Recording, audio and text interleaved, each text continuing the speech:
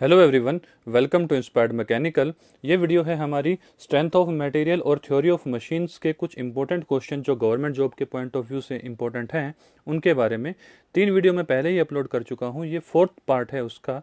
तो पहला प्रश्न देखिए क्या है, which of the following is note, इस पर ध्यान दीजिएगा, note which of the following is note the type of incompletely constraint motion. ठीक है, इनकम्प्लीटली कंस्ट्रेंट मोशन वो होता है जिसके अंदर एक से ज़्यादा डायरेक्शन में मोशन पॉसिबल है, लेकिन हम उसका क्या कर सकते हैं, कोई यूज़फुल एप्लीकेशन नहीं ले सकते। यानी एक हमने इस तरीके से प्लेट ली, उसके अंदर क्या कर दिया, सर्कुलर होल कर दिया, और उसके अंदर अब हमने क्या किया, एक सर्कुलर रोड को डाल दिया, सर्कुलर होल करके सर्कुलर रोड को ही डाल दिया। तो 2 डायरेक्शन में मोशन पॉसिबल है, लेफ्ट राइट और अपने एक्सिस के अबाउट रोटेशन भी। तो क्या इसका कुछ यूज़फुल एप्लीकेशन हो पाएगा? नहीं। तो क्या ये एग्जाम्पल कहीं गिवन है, shaft with collar in a circular hole? Collar तो नहीं लगी हुई। अगर मैं इसी के ऊपर कॉलर लगा दूं तो ये क्या बन जाएगा, आपका कंप्लीटली कंस्ट्रेंट मोशन हो जाएगा। क्यों? क्योंकि ये मोशन मेरी क्या हो जाएगी, ब्लॉक हो जाएगी। अब लेफ्ट राइट नहीं जा सकती, ये बार अपने एक्सिस के अबाउट ही रोटेट हो सकती है। तो ये ऑप्शन हमारा क्या है, किसका है, कंप्लीटली कंस्ट्रेंट मोशन का। और square bar in square hole, इस पे ऑप्शन पे भी आऊंगा मैं भी दूसरे पे। Square bar in square hole वो किसका एग्जाम्पल है, वो भी इसी का एग्जाम्पल है कंप्लीटली कंस्ट्रेंट मोशन का। ये देखिए, इस तरीके से एक प्लेट है, हमने क्या किया, इसके अंदर एक रेक्टेंगुलर होल कर दिया या स्क्वेयर होल कर दिया, और उसके अंदर हमने क्या किया, एक स्क्वेयर बार को ही डाला। तो एक ही डायरेक्शन में मोशन पॉसिबल है, लेफ्ट और राइट, अपने एक्सिस के अबाउट तो ये रोटेट हो ही नहीं सकता। तो ये एग्जाम्पल भी किसका है, कंप्लीटली कंस्ट्रेंट का। और शाफ्ट इन foot step bearing, foot step bearing के अंदर क्या रहता है कि इस तरीके से हमारा बीरिंग रहेगा, उसके ऊपर एक शाफ्ट रखी जाएगी ऐसे करके यहाँ, ठीक है, और ऊपर हम क्या करेंगे, एक लोड लगा देंगे, जिसकी वजह से हमारी ये मोशन तो हो जाएगी ब्लॉक, और अपने एक्सिस के अबाउट ये शाफ्ट हमारी रोटेट कर सकती है बीरिंग के अंदर। तो ये कहलाता है हमारा सक्सेसफुली कंस्ट्रेंट मोशन। तो ना ही तो ये है आपका इनकम्प्लीटली, ना ही ये है इनकम्प्लीटली, और ना ही ये, यानी all options are correct is the right answer. देखिए अगले सवाल पे बढ़ते हैं। How many degrees of freedom of the given mechanism है। ये बहुत ही ज़्यादा इंपॉर्टेंट क्वेश्चन है बेटा, आपके एग्जाम में बार बार पूछा जाता है इस तरीके का सवाल बदल बदल के। तो देखिए, how many degrees of freedom of the given mechanism है। तो देखिए, ये हमारे सबसे पहले काउंट करेंगे लिंक कितने हैं और ज्वाइंट कितने हैं। देखिए ये हमारा है फिक्स लिंक, ये फिक्स लिंक है, तो ये हमारा लिंक नंबर हो जाएगा 1। देखिए बेटा, इधर भी फिक्स लिंक है, लिंक एक ही काउंट होगा, ये दोनों एंड पे फिक्स है, तो ये भी फिक्स ये भी फिक्स, तो एक ही लिंक काउंट होगा। दूसरा लिंक कौन सा हो गया, ये हो गया। तीसरा कौन सा हो गया, ये हो गया। और चौथा लिंक, ये जो एक बार है जो इस तरीके से रेसिप्रोकेट कर सकती है हमारे इन 2 स्लाइडर के बीच में। 4 लिंक हो गए, तो एल की वैल्यू कितनी हो गई हमारी, 4। अब देखते हैं हमारे ज्वाइंट कितने हो जाएंगे। देखिए ये फिक्स लिंक है और ये दूसरा इसके साथ कनेक्टेड है, तो पहला ज्वाइंट तो हमारा ये हो गया। सिमिलरली दूसरा ज्वाइंट यहाँ बनेगा, तीसरा ज्वाइंट कहाँ बनेगा, इस बार का इस स्लाइडर के साथ, ये तीसरा ज्वाइंट हो गया है। और ये हो गया हमारा चौथा ज्वाइंट, यानी जे की वैल्यू कितनी हो गई हमारी, 4 हो गई है बेटा।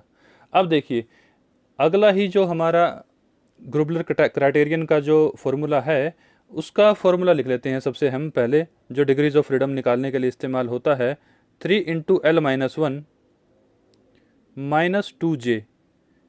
ठीक है, और एक और चीज़ लिखते हैं, FR, नंबर ऑफ रिस्ट्रेंट्स, यानी कोई ऐसा लिंक भी है जिसको मोशन देने की ज़रूरत हमें नहीं पड़ेगी, वो ऑटोमेटिकली मूव कर सकता है। देखिए ये वाला जो लिंक है आपका, ये वाला चौथा नंबर लिंक, जो क्या है, अपने आप इस स्लाइडर के बीच में इस तरीके से स्लाइड कर सकता है।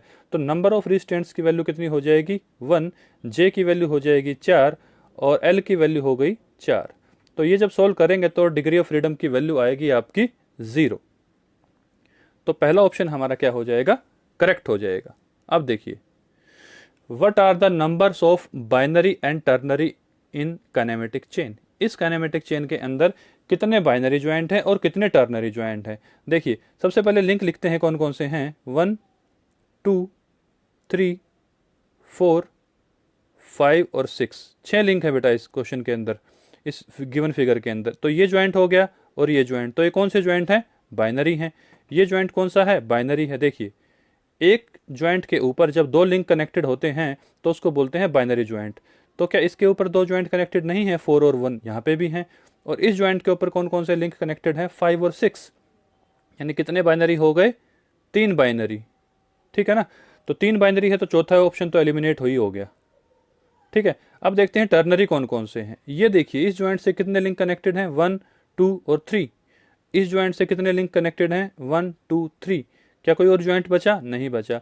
तो कितने हो गए, 2 टर्नरी हो गए, 3 बाइनरी और 2 टर्नरी, यानी option number 3 is the correct answer. अब देखिए the minimum number of links required for kinematic pair consist of, यानी किसी भी काइनेमेटिक पेयर में कितने कम से कम लिंक चाहिए कि हम उनको काइनेमेटिक पेयर कह पाएं। बेटा कम से कम भी हमें 2 लिंक चाहिएंगे, तभी वो क्या बनेगा, काइनेमेटिक पेयर बनेगा। यानी इस ज्वाइंट के साथ अगर मैं 2 लिंक कनेक्ट कर दूं और ये दोनों लिंक एक दूसरे के रिलेटिवली मूव करें और कंस्ट्रेंट मोशन प्रोवाइड करें, यानी हम उनकी कोई यूजफुल एप्लीकेशन ले सकें, ठीक है। जिस मोशन में, जिस डिजायर्ड मोशन हमें चाहिए है, उसी डिजायर्ड मोशन में ये लिंक मूव करें, तो ही हमारे ये काइनेमेटिक पेयर कहलाएंगे, अदरवाइज ये काइनेमेटिक पेयर नहीं कहलाएंगे। तो option number 1 is the right answer. अगला सवाल देखिए, the tension of the tight side and slack side. अब देखिए ये है हमारी बेल्ट का क्वेश्चन है, वैसे तो मैं 2 पुली बना देता हूँ, ये बड़ी पुली है, ये छोटी पुली है। तो ये टाइट साइड हो गई और ये हमारी हो गई स्लैक साइड। ऊपर वाली को टाइट बोलते हैं, नीचे वाली को स्लैक बोलते हैं। टाइट साइड और स्लैक साइड की टेंशन है मेरी T1 और T2, ऐसा बोला इसने। ये मेरी ड्राइविंग पुली है, ये मेरी ड्रिवन पुली है, यानी ये मोशन हमारी प्रोवाइड करेगी और ये घूमेगी।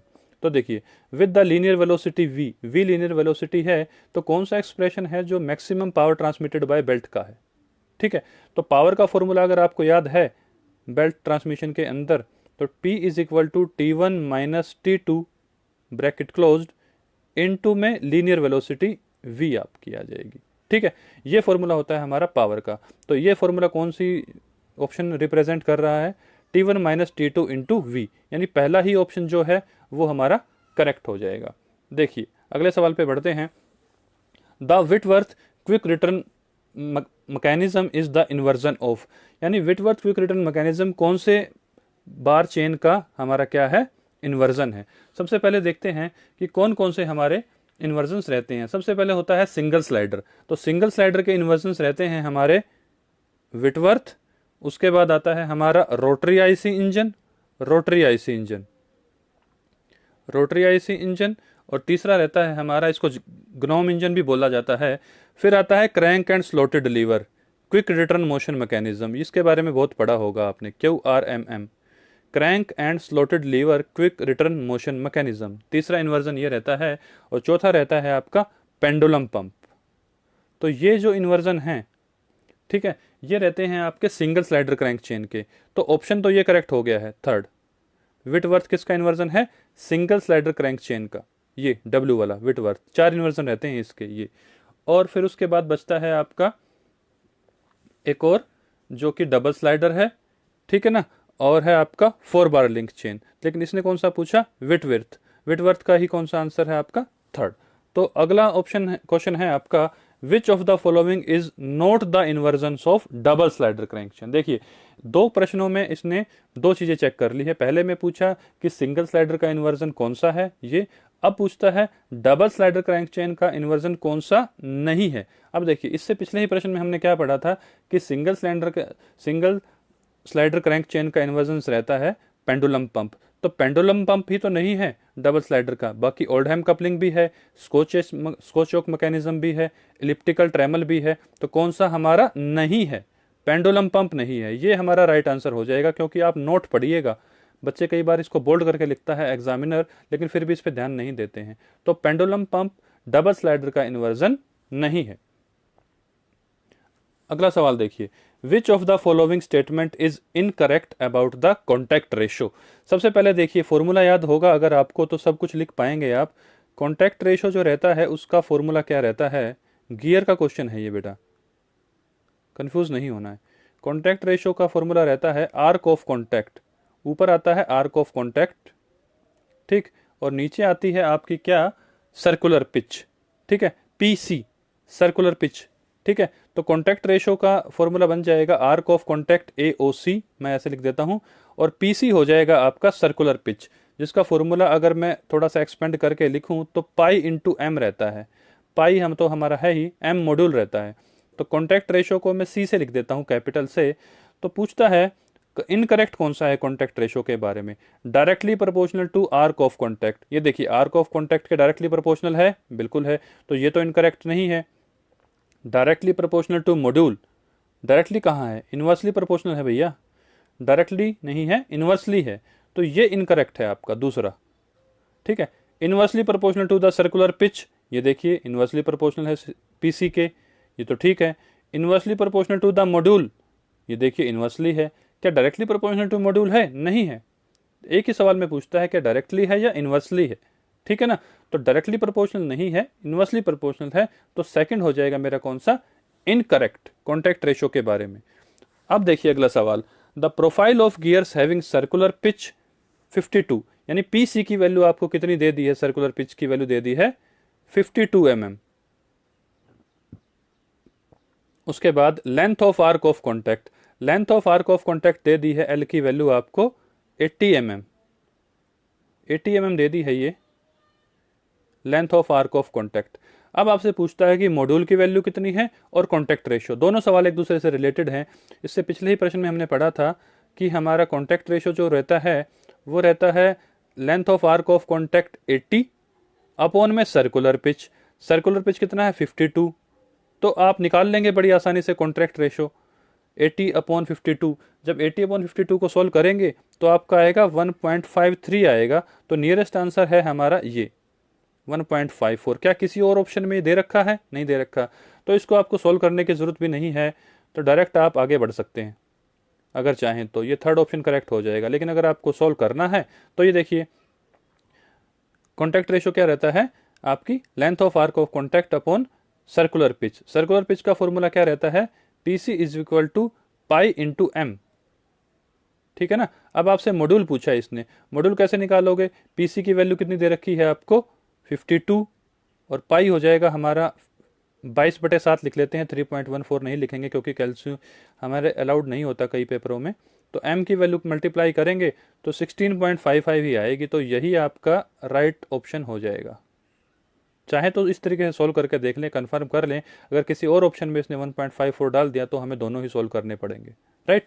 तो अब देखते हैं अगला सवाल, the gear ratio is defined as the ratio of, जो गियर रेशो रहता है ना बेटा आपका जी, इसकी बात कर रहा है ये रहता है कैपिटल टी अपॉन में स्मॉल टी। अब यहाँ पे कैपिटल टी क्या है, स्मॉल टी क्या है, कैपिटल टी रहते हैं ऐसा गियर व्हील जिसके हमारे जो टीथ हैं वो बड़े हैं, यानी बड़े वाला व्हील बिगर, और ये होता है हमारा स्मॉलर। तो बड़े वाले को बोलते हैं गियर व्हील और टी वाले को बोलते हैं पिनियन व्हील, ठीक है ना। तो गियर रेशो किसका एग्जांपल हो जाएगा, number of teeth on gear to that of pinion. तो पहला ऑप्शन आपका क्या हो जाएगा, करेक्ट हो जाएगा, ठीक है। इसकी वैल्यू जो रहती है ग्रेटर देन इक्वल टू 1 रहती है, या 1 रहेगी या 1 के ज़्यादा रहेगी कॉन्टैक्ट रेशो की वैल्यू।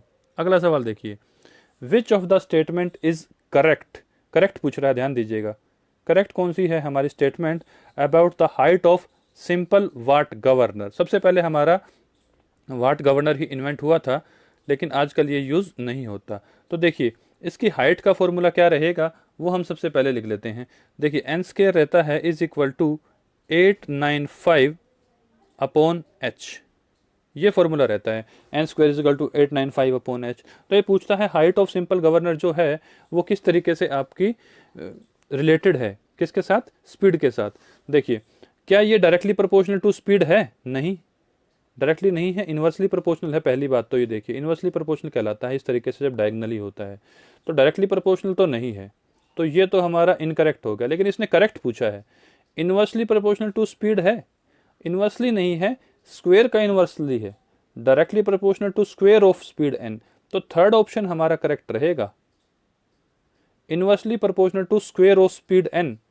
देखिए डायरेक्टली भी नहीं है, मैंने गलती से बोल दिया, ये डायरेक्टली भी नहीं है, इन्वर्सली है किसके, स्पीड के स्क्वायर के। तो ऑप्शन 4 आपका ठीक हो जाएगा, ये वाला ऑप्शन आपका ठीक हो जाएगा। ये भी गलत है, ये भी गलत है और ये भी गलत है, तो इसने करेक्ट पूछा है, तो फोर्थ हमारा क्या है, करेक्ट है वाट गवर्नर के पॉइंट ऑफ व्यू से। अगला सवाल देखिए, the equivalent length of column when both ends are hinged, column की ऐसी लंबाई जिसमें हमारे दोनों ही एंड क्या रहे, हिंज्ड रहे, या फिर क्या रहे, पिंड रहें। इस तरीके से हमने लोड लगा दिया इसके ऊपर P, ये वो वाला सिरा है जिसके ऊपर हमारा क्या लग रहा है, लोड लग रहा है, और इस एंड से आएगी आपकी रिएक्शन R जो कि P के बराबर ही रहेगी।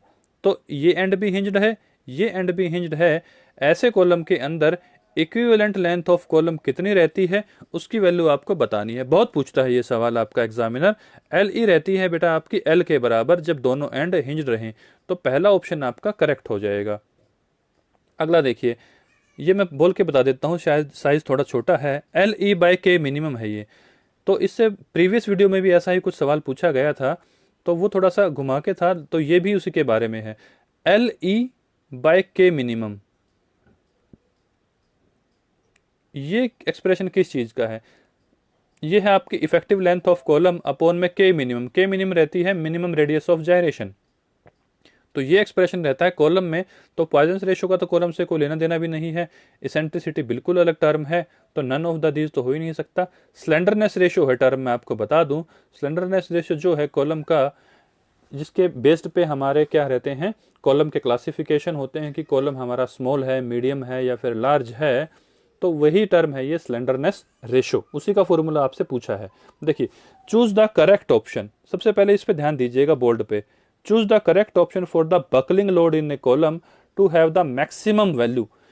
तो मैक्सिमम वैल्यू पूछता है आपसे कि कौन सा ऐसा कॉलम है या कौन सी ऐसी एंड कंडीशन है जिनके अंदर मुझे बकलिंग लोड की सबसे ज़्यादा वैल्यू मिलती है। देखिए, मैं आंसर आपको बता देता हूं और उसको निकालना भी सिखा देता हूं। जब मेरे कॉलम के दोनों ही एंड क्या रहेंगे, फिक्स रहेंगे। इन जनरल भी आप सबने देखा होगा कि ऐसा कॉलम जिसके दोनों एंड फिक्स रहते हैं वही हमारे डेली लाइफ में इस्तेमाल होता है। तो देखिए, ऊपर से एक लोड लगेगा आपका P और नीचे से भी लगेगा आपका रिएक्शन वाला P। तो ये दोनों लोड मिलके इस कॉलम को बकल करेंगे। जब दोनों ही एंड फिक्स हो जाते हैं तो मैं यूलर फॉर्मूला या आइलर फॉर्मूला भी बोल सकते हैं, उस फॉर्मूले को लिख देता हूं, pi square EI। I minimum होता है ये, यहाँ पे IXX निकालो या IYY निकालो, उनमें से जो कम आएगा, मिनिमम आएगा, उसकी वैल्यू लिखनी होती है। और यहाँ रहती है आपकी effective length of column LE, और उसका क्या रहेगा, स्क्वायर रहेगा। तो जब दोनों ही एंड फिक्स रहते हैं तो इस LE की वैल्यू कितनी हो जाती है, L/2 हो जाती है। ठीक है, LE की वैल्यू L/2 लिखेंगे तो ये L/2 हो जाएगा यहाँ पे, और 2 का स्क्वायर 4 आ जाएगा। तो ये वैल्यू आएगी 4 पाई स्क्वायर EI/L स्क्वायर। इस तरीके से ये वैल्यू आ जाएगी। ठीक है, तो यही वैल्यू पूछता है ये आपसे कि ऐसी कौन सी कंडीशन है जिसके अंदर हमारी आइलर लोड या फिर बकलिंग लोड की वैल्यू क्या है, सबसे ज्यादा है। When the both ends are fixed. तो पहला ऑप्शन हमारा करेक्ट ऑप्शन है। बाकी कोई ऑप्शन में जो मिलेगी हमारे बकलिंग लोड की वैल्यू वो इससे कम ही मिलेगी। अब देखिए, what is the ratio of Euler's buckling load of column having both and fixed and both ends hinged. इसी वीडियो के अंदर ये दोनों ही सवाल कवर हो चुके हैं, लेकिन फिर भी मैं बता देता हूं। जब आपके बोथ एंड फिक्स हो जाते हैं तो LE की वैल्यू हो जाती है L/2। Effective length of column is the half of the actual length. और जब दोनों एंड आपके हिंज्ड हो जाते हैं तो LE की वैल्यू रहती है L।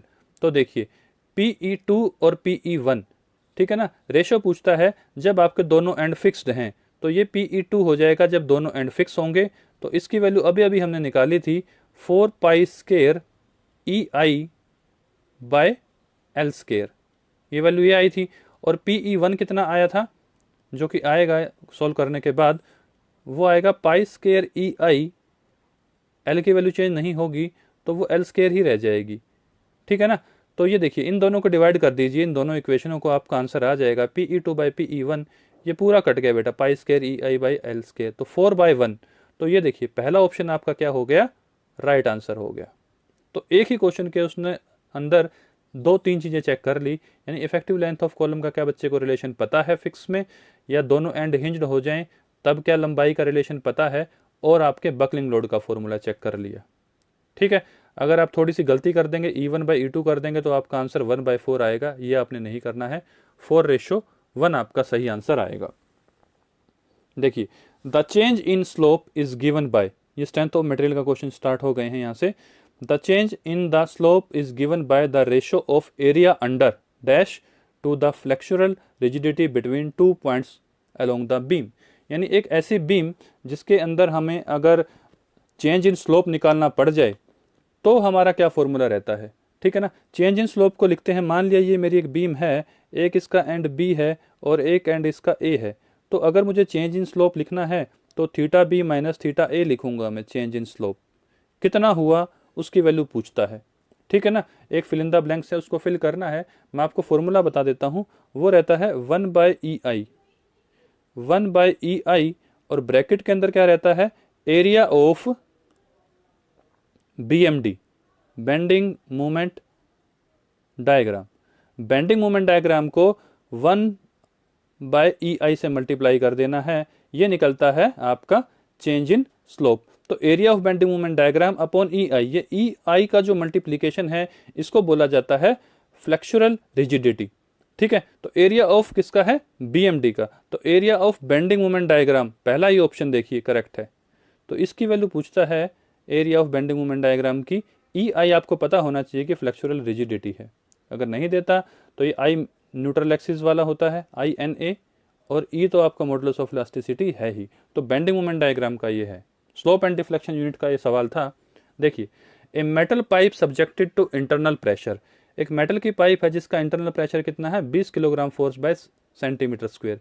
If the permissible tensile stress in the metal is 200 kgf by centimetre square and the diameter of the pipe is 5 centimetre. 5 centimetre diameter की पाइप है जिसका internal pressure 20 kilogram force by centimetre square है और उसकी permissible tensile stress कितनी है, 200 kilogram force by centimetre square. आपको इस पाइप की थिकनेस को फाइंड आउट करना है। देखिए बेटा, ये आपका निकलेगा सिग्मा एल, लॉन्गिट्यूडनल वाला है ये। Sigma L is equal to PD upon 2T, ये फॉर्मूला इस्तेमाल होगा। एल की वैल्यू आपको कितनी दे रखी है, 200 दे रखी है।